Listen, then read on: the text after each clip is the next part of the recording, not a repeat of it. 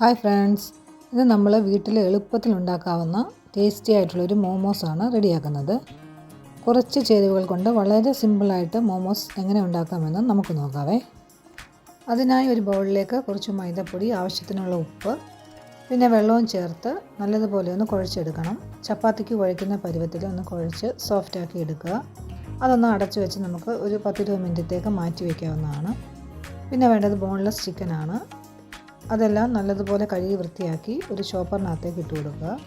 നല്ലതുപോലെ ചോപ്പ് ചെയ്തതിന് ശേഷം പിന്നെ ഇതിലേക്ക് കുറച്ച് ഇഞ്ചി ചതച്ചത് ചേർത്ത് കൊടുക്കാം, കുറച്ച് വെളുത്തുള്ളി ചതച്ചത്, സ്പ്രിംഗ് ഓണിയൻ ചെറുതായിട്ട് കട്ട് ചെയ്തത്, ഒരു സവാള കട്ട് ചെയ്തത്, കുറച്ച് മല്ലിയില കട്ട് ചെയ്തത്, പിന്നെ കുറച്ച് കുരുമുളക് പൊടി നമുക്ക് ചേർത്ത് കൊടുക്കാം.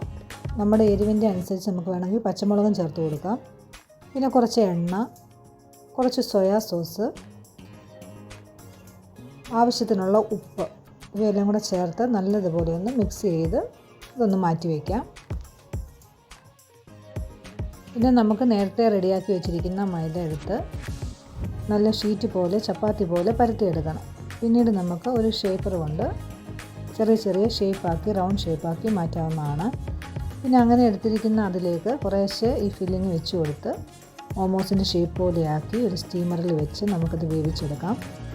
ഒരു 20 മിനിറ്റെങ്കിലും ഒന്ന് വേവിച്ചെടുക്കണം. അതായത് നമ്മൾ ചിക്കനൊന്നും വേവിച്ചിട്ടുള്ളതല്ല, അപ്പോൾ ഒരു 20 മിനിറ്റെങ്കിലും സ്റ്റീമറിൽ വെച്ചതൊന്ന് വേവിച്ചെടുക്കണം. നല്ലൊരു അടിപൊളി ഐറ്റമാണ് കേട്ടോ. എല്ലാവരും ഒന്ന് ട്രൈ ചെയ്ത് നോക്കണേ.